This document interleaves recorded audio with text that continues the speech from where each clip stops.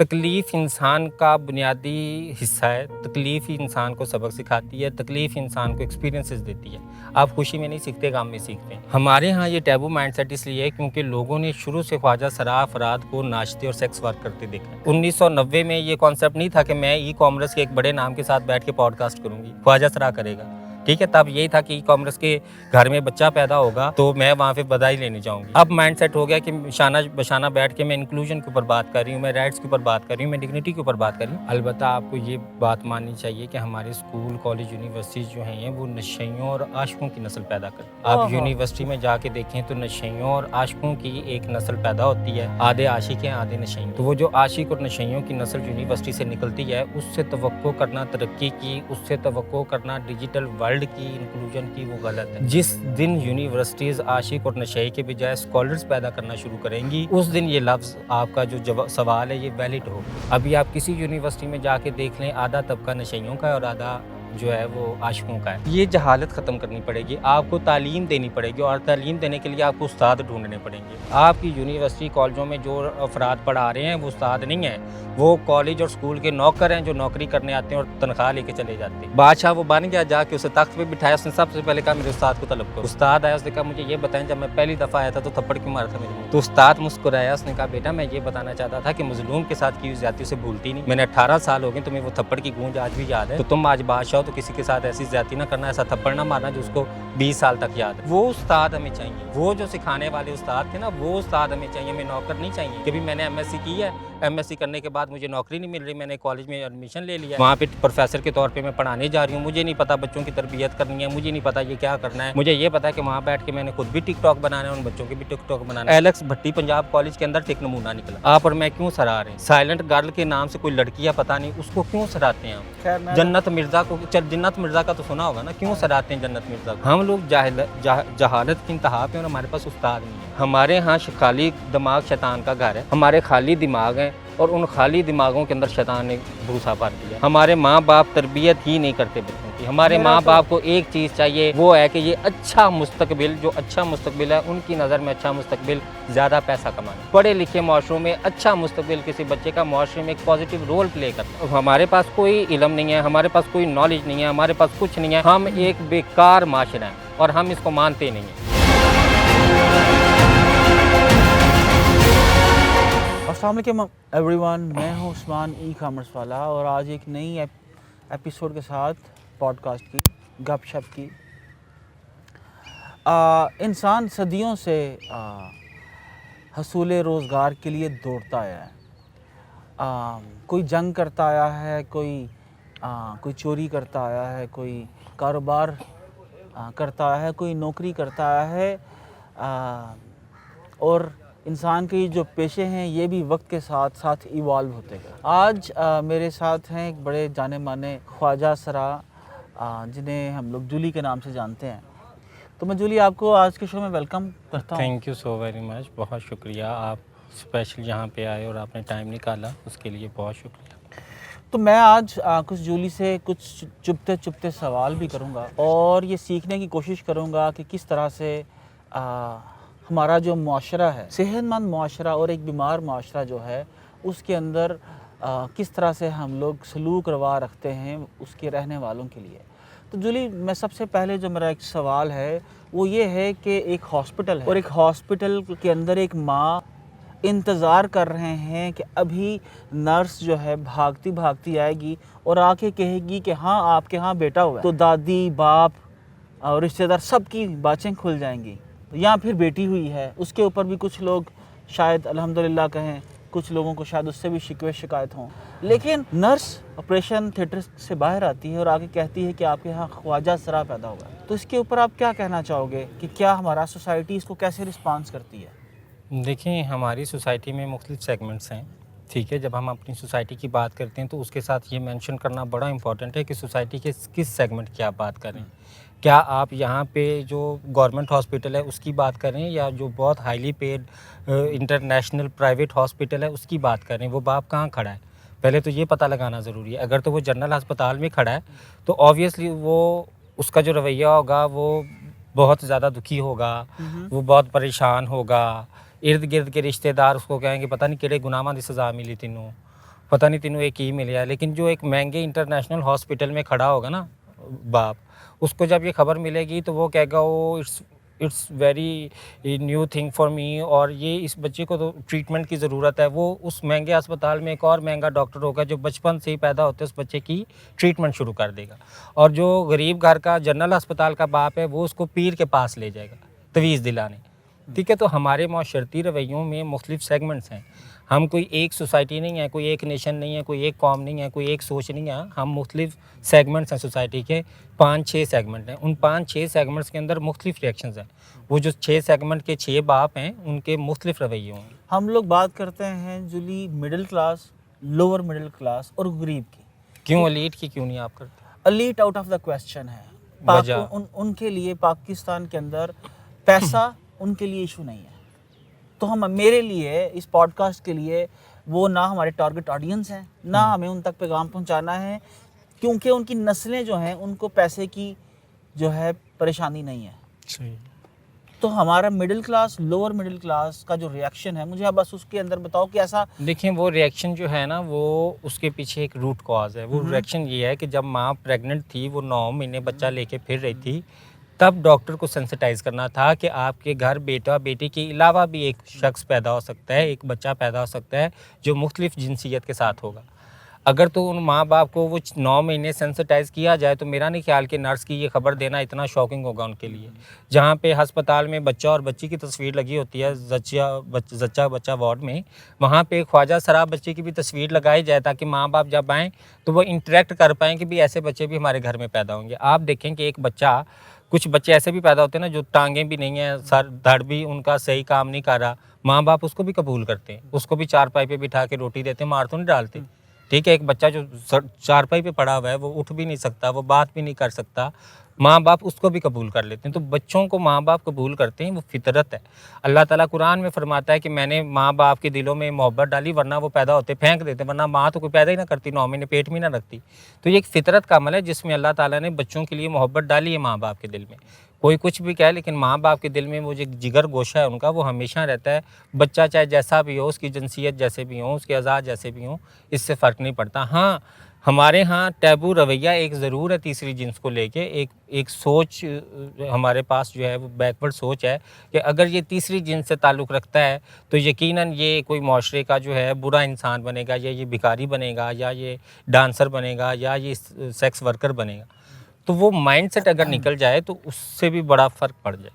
अच्छा, ये जो हम लोगों ने मतलब ये जितने सारे टैबूज़ आपने कहे, तो इसका मतलब ये है कि वो माँ बाप के घर वो जो ख्वाजा सरा पैदा होता है, उन टैबूज़, वो जो टैबूज़ हमने मुख्तस कर रखे हैं ख्वाजा सरा के लिए, वो उनसे डरता है, सोसाइटी से डरता है? क्या वजह है, क्यों वो उसको देखिए नहीं मल्टीपल करता? पर्पसेस हैं। एक तो सोसाइटी का डर भी है, एक कहीं ना कहीं उसको लगता है कि अगर इस पे मैं इन्वेस्टमेंट करूंगा तो मुझे फ़ायदा क्या होगा।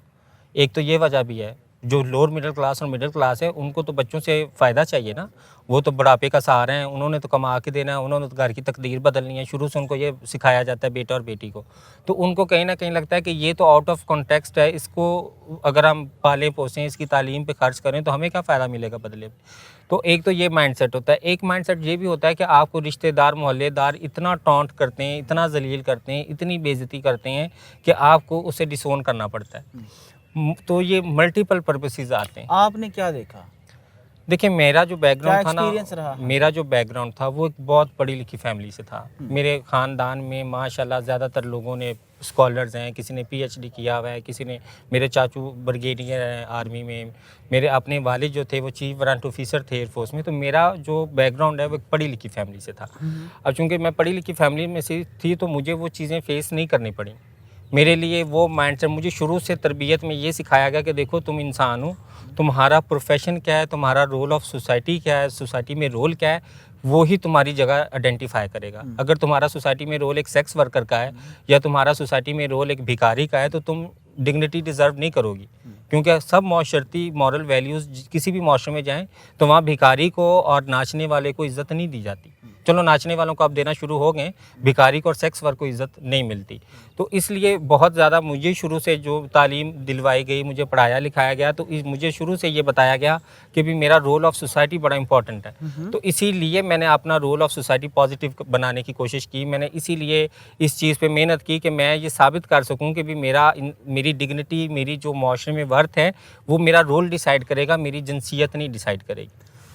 जो रवैया आपके साथ आपकी फैमिली ने इख्तियार किया, ऐसा रवैया कितने ख्वाजा सराओं को मुयसर है? देखिए, ये तो अंधेरे में चिराग वाली बात ही हो जाएगी, क्योंकि बहुत कम फैमिलीज़ हैं जहाँ पे ये रवैया जो है वो इख्तियार किया जाता है। ज़्यादातर जो फैमिलीज़ हैं वो उनको घरों से निकाल देती हैं। वो मुझे भी घर से निकाला गया, मैं भी घर से निकली, मुझे भी माशरती रवैये वो बर्दाश्त करने पड़े। किस एज के अंदर आप घर से निकाला गया? मैं 12-13 साल की उम्र में जो था। 12-13 साल की उम्र में पेरेंट्स ने घर से निकाल दिया। उस टाइम आपके जहन पे क्या गुजरी जली? उस वक्त मेरे ज़हन पे क्या गुजरी, देखिए मैं उस वक्त बच्चा थी, ठीक है। उस वक्त मेरे पास जज्बात नहीं थे, उस वक्त मेरे पास वो बगावत नहीं थी, उस वक्त मेरे पास वो जद्दोजहद और कोशिश नहीं थी। उस वक्त सिर्फ एक सर्वाइवल का माँ का ऑप्शन प्यार, कोई बाप का प्यार, देखो माँ का प्यार है आपसे, बाप का प्यार है आपसे। अब मैं अपने बेटे को बोलूँ चल भाग जा यहाँ से, तो उसको कुछ समझ आएगी कि उसके साथ क्या हुआ? नहीं, उसको समझ तो नहीं आएगी, लेकिन अगर आप भगा देंगे तो वो जल्दी समझ जाएगा। देखें, अगर आप इसको जज्बात से निकालें ना इस चीज़ को, माँ का प्यार और बाप का प्यार और जुली वो मोहब्बत और जुली वो शिकायत और जुली वो तड़प, तकलीफ़ इंसान का बुनियादी हिस्सा है। तकलीफ़ ही इंसान को सबक सिखाती है, तकलीफ़ इंसान को एक्सपीरियंसेस देती है। आप खुशी में नहीं सीखते, गम में सीखते हैं। अगर तो आप इसको पॉजिटिव लेंस से देखें तो आपने एक जिस बच्चे को 12 साल की उम्र में निकाल दिया, उसने 15-20 साल की उम्र तक सोसाइटी में सर्वाइव करना सीख लिया और वो स्टैंड हो गया। एक बच्चा जिसको आपने 25 साल तक अपने साए में गोद में बिठा के रखा, 25 साल के बाद भी तो सोशल लाइफ में निकालना है ना। रोज़गार के लिए जब वो कमाने निकलेगा तो वो सोशल लाइफ में निकलेगा। वो जो 25 साल का बच्चा होगा उसको मज़ीद 10 साल चाहिए होंगे सोसाइटी में सर्वाइव करने के लिए। वो वहाँ पे निकल के फिर माशरती रवैये सीखेगा, उसे पता चलेगा, क्योंकि 25 साल तक तो वो माँ बाप के साए में था, उसे क्या पता माशरे में क्या होता है। तो ख्वाजा सरा जो होता है उसको 20 साल की उम्र में सारा पता होता है, उसके पास एक्सपीरियंसेस होते हैं। तो यहाँ पे वो माँ बाप की मोहब्बत तो एक अलग चीज़ है, लेकिन देखिए मैं इंसान हूँ, मेरे माँ बाप को जब ताना दे रहा होता है कोई, जब रिश्तेदार टॉन्ट कर रहे होते हैं, तो मेरे पे भी तो फील, मुझे भी तो हो रहा होता है ना। मुझे भी तो गिल्ट फीलिंग आ रही होती है कि शायद मेरी वजह से सब कुछ हो रहा है। अच्छा जूली, हमारी सोसाइटी के अंदर बहुत सारे जो टैबूज बिल्ड हो जाते हैं, क्या ये बिला वजह हो जाते हैं या इसके पीछे भी कोई रीजनिंग होती है? देखो, रीज़न है इसके पीछे, मैं तो हमेशा कहूँगी रीज़न होती है, हर चीज़ के पीछे एक वजह होती है। बेवजह कुछ भी नहीं है, बेवजह कोई तासुर किसी के लिए कायम नहीं करता। हमारे यहाँ ये टैबू माइंडसेट इसलिए है क्योंकि लोगों ने शुरू से ख्वाजा सरा अफराद को नाचते और सेक्स वर्क करते देखा है। उन्होंने उनको कहीं सोशल डिग्निटी लिए ही नहीं देखा। मैं छोटी सी थी, मुझे याद है, मैं घर वालों के साथ जा रही थी और इशारे पे एक भीख मांगने वाला ख्वाजा सरा खड़ा था, तो मेरे फ़ौरन से भाई ने इशारा करके कहा वो देखो तुम्हारे जैसा। फिर वक्त गुजरा, हम 2018 के बाद हम लोगों ने सर्वाइव किया। फिर खबर आई पाकिस्तान की पहली ख्वाजा सरा वकील, फिर खबर आई पाकिस्तान की पहली ख्वाजा सरा डॉक्टर। मुझे आज भी याद है, हम टीवी देख रहे थे, मैंने वैसे ही कोनी मार के भाई को कहा वो देखो मेरे जैसा। तो माइंडसेट बदल गया ना। ये माइंडसेट हम लोगों ने बदलना था, ट्रांस कम्युनिटी ने बदलना था। किसी मर्द या औरत ने आके ज़बरदस्ती हमारा इमेज नहीं बदलना था। उन्होंने वो इमेज लेना था जो हम सोसाइटी में काम कर रहे हैं। तो 2018 के बाद की ख्वाजा सराओं को आप देखें और 1990 के ख्वाजा सराओं को देखें तो लोगों के मॉरल बिहेवियर में आपको बहुत बड़ा चेंज नज़र आएगा। 1990 में ये कॉन्सेप्ट नहीं था कि मैं ई कॉमर्स के एक बड़े नाम के साथ बैठ के पॉडकास्ट करूँगी, ख्वाजा सरा करेगा, ठीक है। तब यही था कि ई कॉमर्स के घर में बच्चा पैदा होगा तो मैं वहाँ पे बधाई लेने जाऊँगी। अब माइंडसेट हो गया कि शाना बशाना बैठ के मैं इंक्लूजन के ऊपर बात कर रही हूँ, मैं राइट्स के ऊपर बात कर रही हूँ, मैं डिग्निटी के ऊपर बात कर रही हूँ। तो ये बहुत बड़ा एक चेंज है जो सोसाइटी में कम्युनिटी ने लाना था। अब हम ट्रांसजेंडर कम्युनिटी ने चूँकि ये चेंज लाया तो टैबू माइंडसेट भी चेंज होना शुरू हो गया। तो ये चीज़ है। अच्छा जूली, मुझे जो जिस तरह आपने पहले बताया कि जो ख्वाजा सरा है, इसकी जो स्ट्रेंथ है, इमोशनल स्ट्रेंथ जो है इसकी जो फिज़िकल स्ट्रेंथ जो है, ये एक आम मर्द और औरत से ज़्यादा होती है जी। और इसको गोरों के आने से पहले हमारी सोसाइटी के अंदर इसको बड़ी रिस्पेक्टेबल प्लेस, जगह हासिल थी जी। तो ये ऐसी क्या सिस्टम है? गोरों ने तो हमारे इस सोसाइटी के बहुत सारे फैब्रिक्स को तोड़ा। तो आपको क्या लगता है कि ये ख्वाजा सरा कहाँ पे टूटे? ये असल में अगर हम दुनिया की जो हमारी जब से वजूद में आई और हम हिस्ट्री देखें तो ऐसा नहीं था कि सब कॉन्टिनेंट के अंदर ट्रांसजेंडर्स का जो है वो कॉन्सेप्ट मौजूद था और बाकी जो 7 खित्ते हैं खुशकी की दुनिया में वहाँ पे तो ख्वाजा सरा का कॉन्सेप्ट नहीं था। पहले तो ये सोचना ज़रूरी है कि दुनिया के जो 7 खुशकी के टुकड़े हैं जो बड़े आज़म हैं उन सब के अंदर ख्वाजा सराओं का कॉन्सेप्ट हमेशा से था। ठीक है, ये कोई नई चीज़ नहीं जो अभी चंद दिन पहले मुतारिफ़ कराई गई है। मिस्र के अंदर हमें कहा जाता था बॉडी विद 2 सोल्स।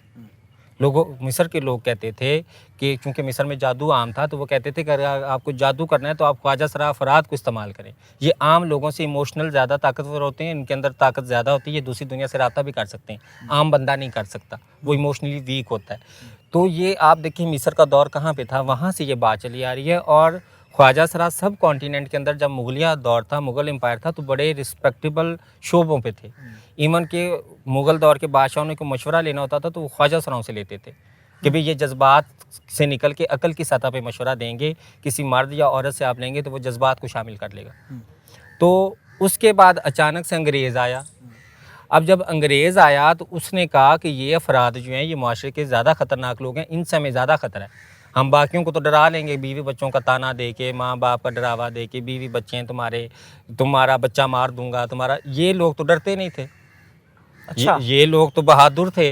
इन लोगों के पास तो ये था ही नहीं। वो तो अब किसी ख्वाजा सरा को अभी भी आप मिल के देख लें, पर्सनल मिल के देख लें, तो उसे कहें मौत के बारे में पूछ लें तो वो क्या कि लै बजी जिंदगी च मैं की लै लिया वा, मैनू जिंदगी च की मिलिया जेड़ा मैं मौत, मेरे पीछे किहड़े बच्चे रोन वाले, मेरे पीछे किहड़े बुढ़ी है रोन वाली कि मैं मर जाऊंगी तो रोणगे।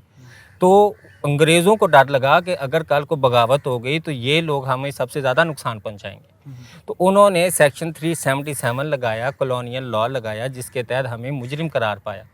अब हमें मुजरिम कहने के बाद उन्होंने हमें बार बार जेलों में बंद किया। उन्होंने कहा इनको जेलों में बंद कर जो दो, ख्वाजा सरा है उसको जेल में बंद जेल में बंद कर दो, इनको पकड़ लो, इनको शहर बदर कर दो। तो ख्वाजा सरा अफराद जो थे वो अंडरग्राउंड हो गया। हाँ। ठीक है, अंडरग्राउंड होने के बाद उन्होंने हर तरफ ये ऐलान हो गया कि भी अंग्रेज़ पकड़ रहे हैं तो अंडरग्राउंड हो जाओ। जब हम अंडरग्राउंड हो गए तो सर्वाइवल आपको पता है सबसे बड़ा चैलेंज था। तो उस सर्वाइवल के लिए फिर ख्वाजा सरा क्या करते हैं कि छुप छुप के महलों में जाके बगावत भी की है आपने? कोई ऐसी तहरीक आपको मिलती है कि नहीं, मुगल एम्परर में जब अंग्रेज़ आए थे तो जासूसियाँ करने जाते थे ख्वाजा सरा। अब उन पे कुछ शक ज़्यादा नहीं करता था। हाँ, वो अंग्रेज़ों के पास जाते थे भीख मांगने के बहाने जाना या किसी और बहाने जाना, तो उनकी जासूसियाँ करनी, उनका आके बताना। और कुछ ख्वाजा सरा मैंने हमारे बुजुर्ग बताते हैं कि भी कुछ ख्वाजा सरा तो अंग्रेज़ों के साथ भी पैसे के लालच में मिल गए थे। वो महल की चुगलियाँ करते थे क्योंकि महलों में वो ओहदों पे फाइज थे। तो ख्वाजा सरा जो है वो माशरे में एक बहुत बड़ा चेंज लाते हैं। आप देखें कि इस वक्त माशरे में जो ख्वाजा सरा सेक्स वर्कर्स हैं, आपको पता है कि रोज़ के कितने क्लाइंट आते हैं उसके पास? कितने ख्वाजा सरा सेक्स वर्कर हैं यहाँ पता है आपको? अगर आपको ये अंदाज़ा हो जाए और आपको पता चल जाए कि कितना large number of amount male community का ख्वाजा सराओं के घर सेक्स वर्किंग के लिए आता है तो आपकी अकल दंग रह जाएगी, आप परेशान हो जाएंगे। इतना इन्फ्लुएंस है हमारा सोसाइटी में, हम इतना इन्फ्लुएंस रखती हैं सोसाइटी में।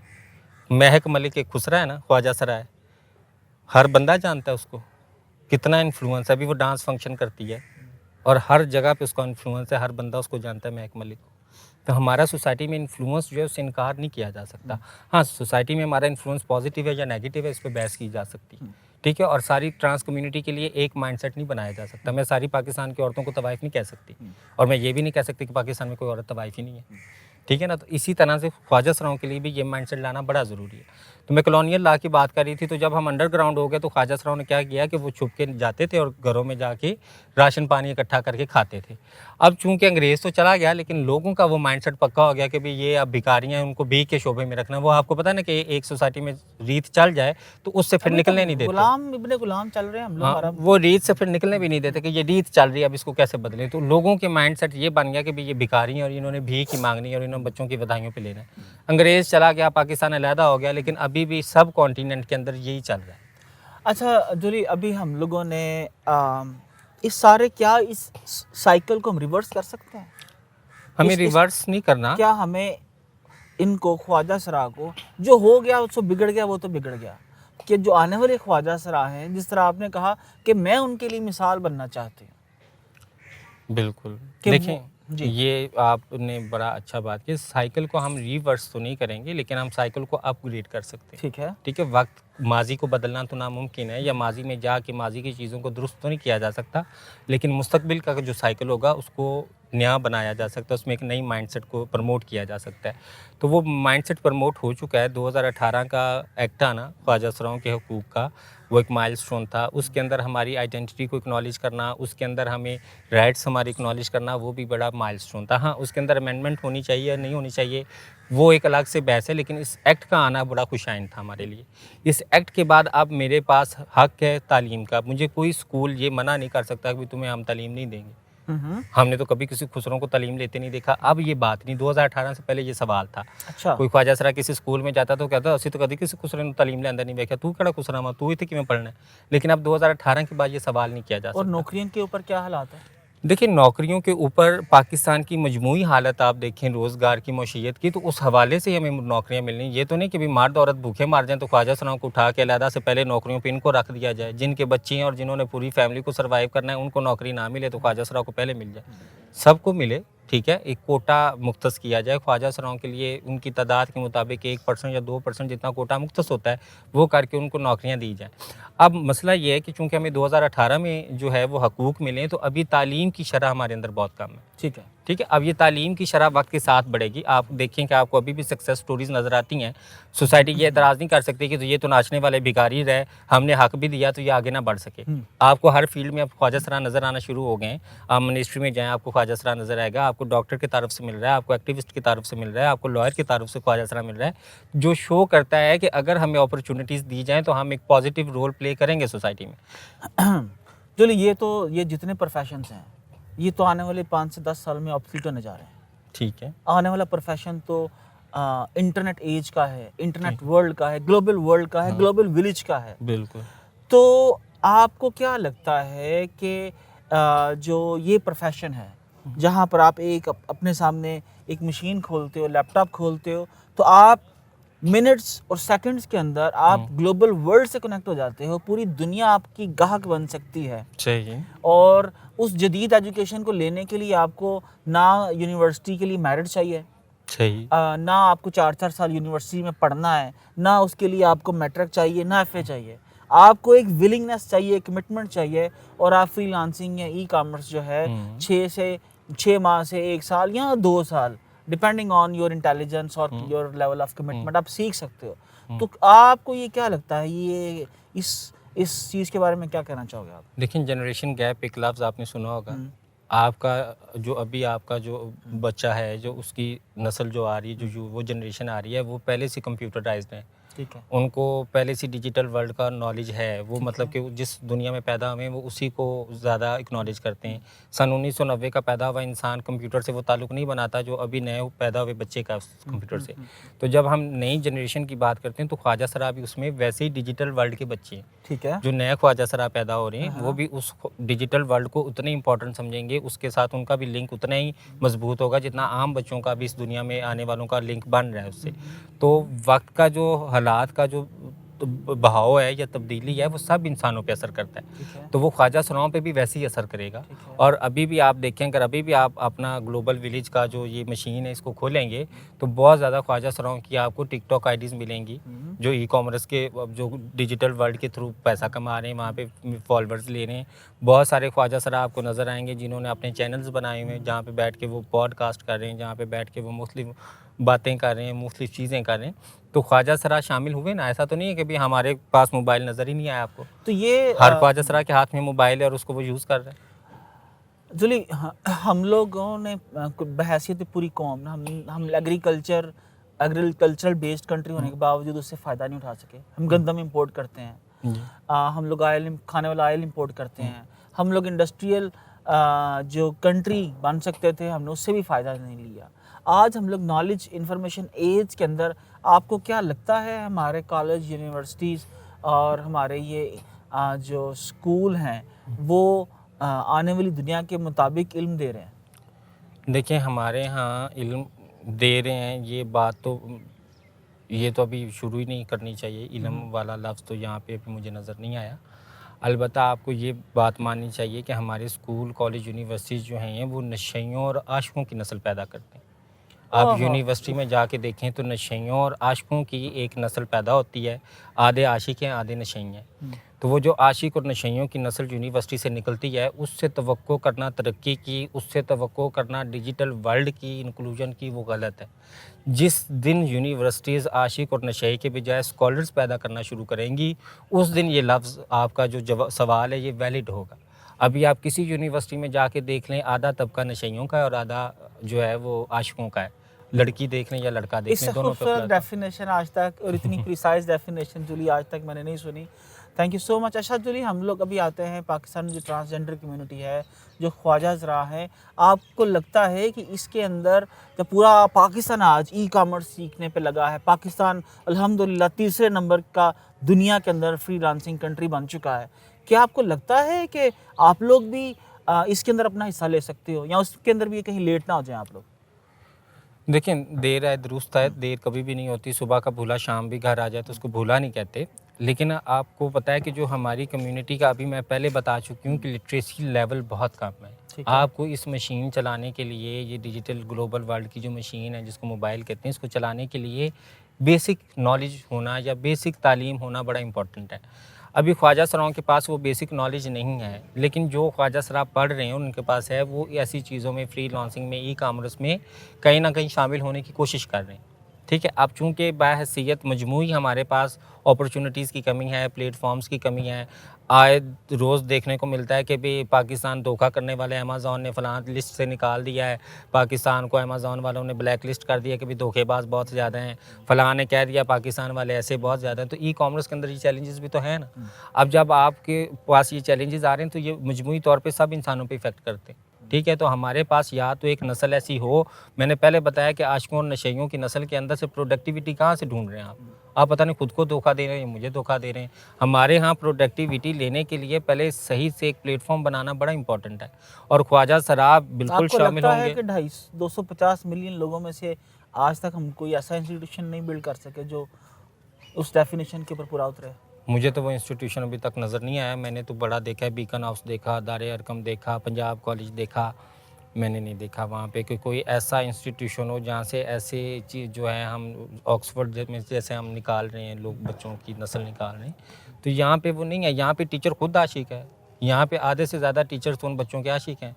वो या किसी लड़की के आशिक है यूनिवर्सिटी में पढ़ाने वाले के, या वो किसी लड़के के आशिक है। तो क्या ये आशिक हार्वर्ड और कैम्ब्रिज और ऑक्सफोर्ड में नहीं होता है? नहीं, वो कॉलेज से बाहर हैं। कॉलेज के अंदर वो सिर्फ टीचर हैं, कॉलेज से बाहर पर्सनल लाइफ में वो आशिक हैं या वो जो भी हैं।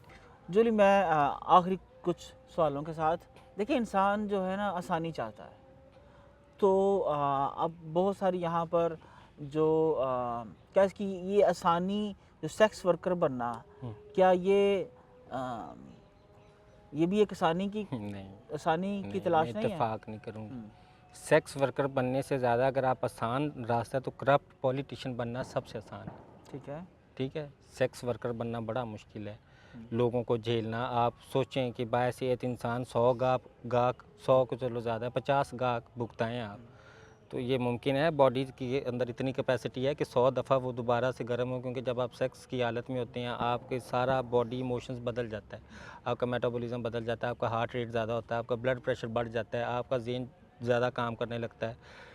आप 100 दफ़ा या 50 दफ़ा अपनी बॉडी को उस हालत में एक दिन में ला सकते हैं, और अगर आप उस हालत में नहीं ला सकते तो फिर कितना मुश्किल है आपके लिए एक क्लाइंट को सेटिस्फाई करना।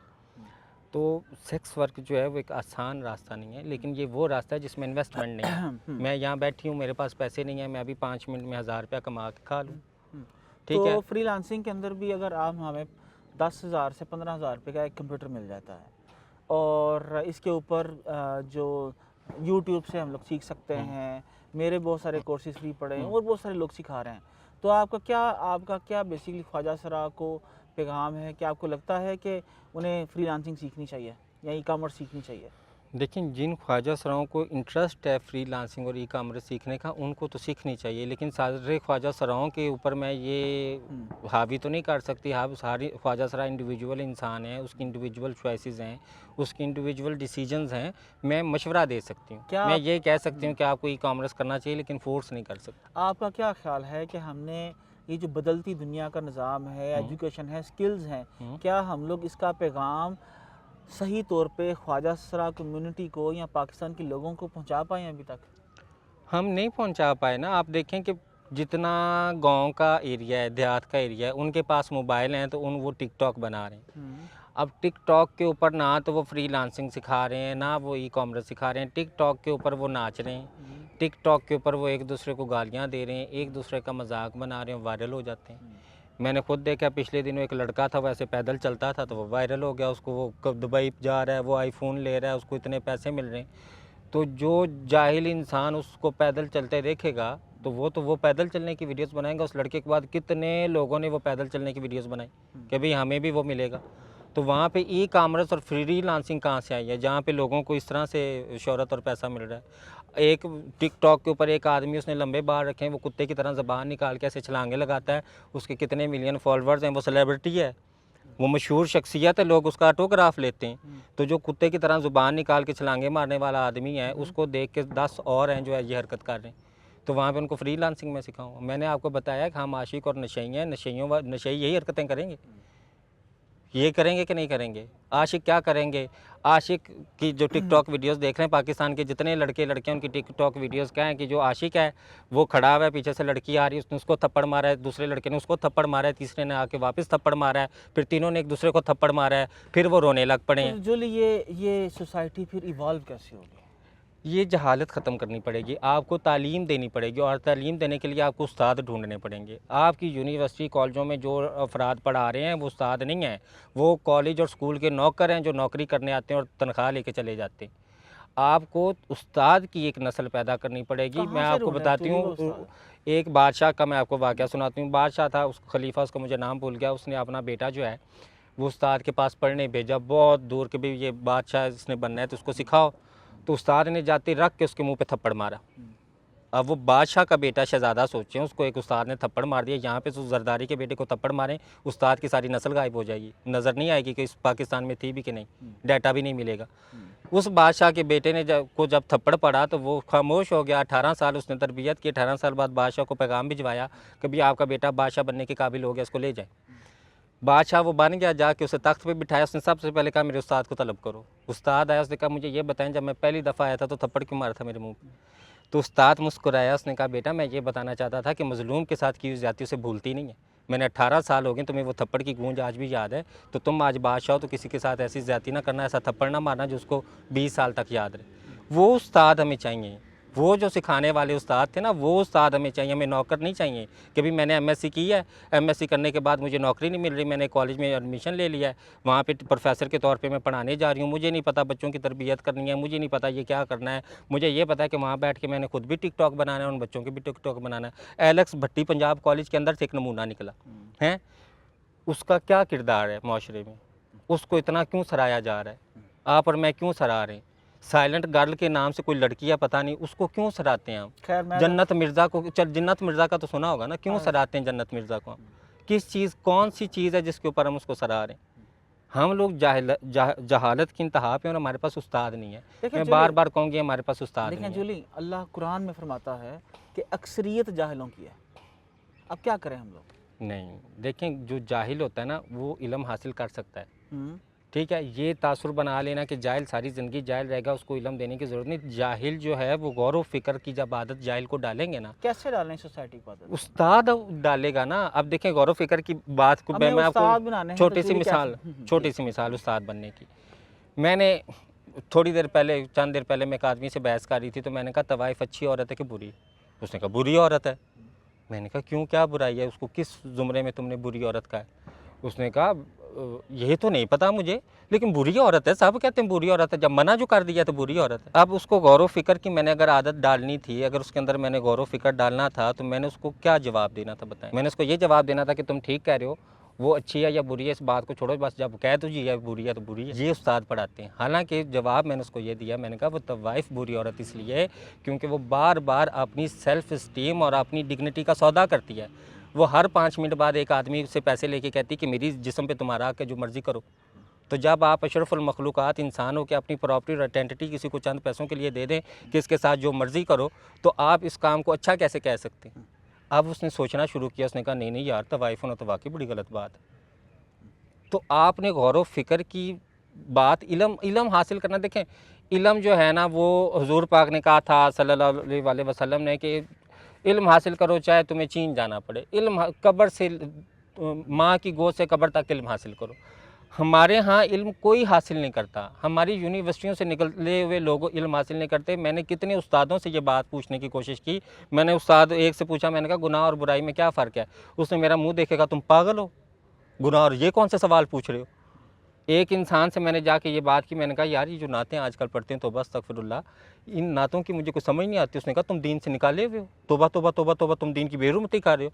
तो ऐसे जाहिल लोगों को माशरे में निकालना ज़रूरी है, ऐसे माशरे में जाहिल लोगों को रोकना ज़रूरी है। हमारे यहाँ एक सबसे बड़ा कॉन्सेप्ट जो है ना जहालत का, वो पता क्या है? जूली सारे तो बुरे नहीं है। माशरे में एक बुराई जब राइज होती है और अगर मैं सवाल करूँ तो मुझे पता है क्या कहेंगे, देखो तुम सबको तो नहीं बुरा कह सकती, सारे तो नहीं बुरे, कुछ अच्छे भी हैं। मैंने एक दिन एक आदमी से पूछा, मैंने कहा इस सोसाइटी में सारे बुरे नहीं मैं मान रही हूँ, लेकिन मुझे ये तो बताओ कितने बुरे हैं, तुम्हें पता है? तादाद पता है बुरों की? हो सकता है कि माशरे में 10 में से 7 बुरे हैं और 3 अच्छे हों, और अगर 7 बुरे हैं तो इसका मतलब माशरे में बुराई फैली हुई है। नहीं नहीं जूली, तुम तो जस्टिफाई कर रही हो, तुम तो जर्नलाइज कर रही हो, नहीं तुम तो देखो सब पे इल्ज़ाम लगा रही हो। मैंने कहा सब पे नहीं लगा रही, माशरे में एक बुराई है और हम सब एक्नॉलेज कर रहे हैं कि भी माशरे में कुछ बुरे लोग हैं जो बुराई कर रहे हैं, लेकिन हम उन्हें रोकना नहीं चाहते। तुम और मैं बैठ के कहते हैं दफ़ा करो, हमें क्या ज़रूरत है, होने दो। तो जब हम होने देंगे तो ऐसा ही होगा। हमारे यहाँ रेपिस्ट कितने ज़्यादा हैं, हमारे यहाँ हर बंदे के ज़हन में सेक्स घुसा हुआ है। हर बंदा जो है आ जाके या किसी बच्चे को पड़ जाता है या किसी औरत को पड़ जाता है या किसी जानवर को पड़ जाता है। इतना भूख सेक्स की कहाँ से आई है हमारी नौजवान नस्ल को छोड़ के बूढ़ों की नस्ल में भी देख लें, आगे मर्दों की जो 30-35 साल की उम्र उसमें भी देख लें, इतनी सेक्स और हवस की भूख हमारे अंदर कहाँ से आई है? हमारे यहाँ खाली दिमाग शैतान का घर है, हमारे खाली दिमाग हैं और उन खाली दिमागों के अंदर शैतान ने भूसा भर दिया है। हमारे माँ बाप तरबियत ही नहीं करते बच्चों की। हमारे माँ बाप को एक चीज़ चाहिए, वो है कि ये अच्छा मुस्तकबिल, जो अच्छा मुस्तकबिल है उनकी नज़र में अच्छा मुस्तकबिल ज़्यादा पैसा कमाना है। हालांकि पढ़े लिखे माशरों में अच्छा मुस्तकबिल किसी बच्चे का माशरे में एक पॉजिटिव रोल प्ले करना है कि भी मेरे बच्चे का अच्छा मुस्तकबिल, मैं सोचूं कि ये माशरे में कैसे पॉजिटिव चीज़ लेके आए जो किसी और ने ना लाई हो। तो मैं खुश हूँ कि भाई मैंने एक अब ऐसा इंसान पैदा किया जो माशरे में बेहतरी कर गया।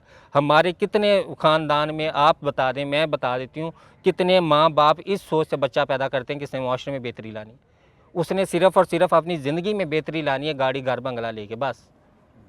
तो जब हमारे पास प्रोडक्टिव सोच वाली नस्ल ही पैदा नहीं होती, जब हमारे माँ बाप, आपको पता है ना कि पहले वक्त में औरतें बच्चा पैदा करती थी तो कहती थी मैं तो अपना बच्चा जंग लई लड़न नहीं पैदा किया वा, मोहम्मद बिन कासिम, मैं अपना बच्चा पैदा किया वा कि भाई वो मुल्क तो लड़ेगा, वो लड़ेगा, वो हक हासिल करेगा, वो फलाना करेगा। आजकल की माएँ क्यों नहीं पैदा करती? पिछले वक्त की माँ जो है वो अपने बच्चे को सिखा रही, बेटा झूठ ना बोलना, बेटा चोरी ना करना है। चोर पकड़ लेते हैं, वो बुजुर्ग का वाक़या ना कि चोर पकड़ लेते हैं तो वो कहते हैं भी तुम्हारे पास पैसे हैं, तो उसने कहा जी मैंने जेब के अंदर सीए में कमीज़ के अंदर।